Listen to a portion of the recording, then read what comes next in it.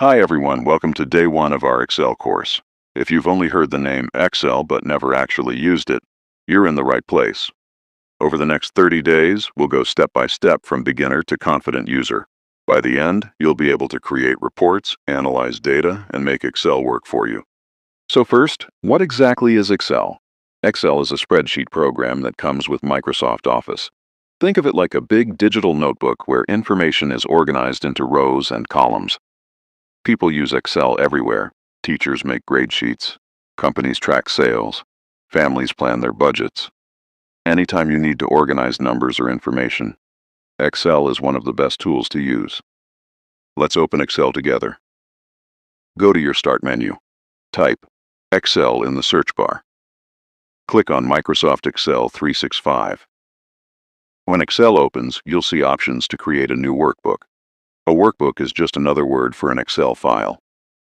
Let me give you a quick tour of the Excel window.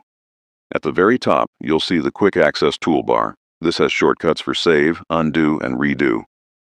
Just below that is the ribbon. The ribbon has tabs like Home, Insert, Page Layout, Formulas, and more.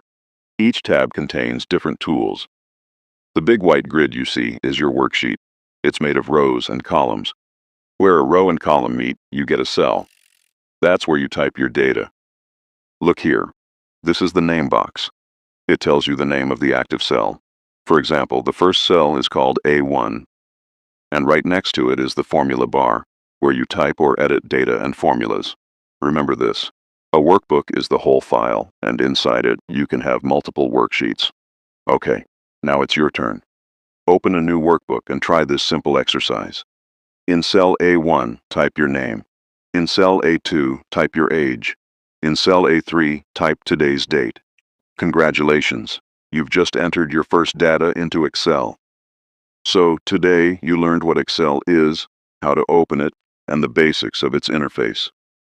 Your task is simple.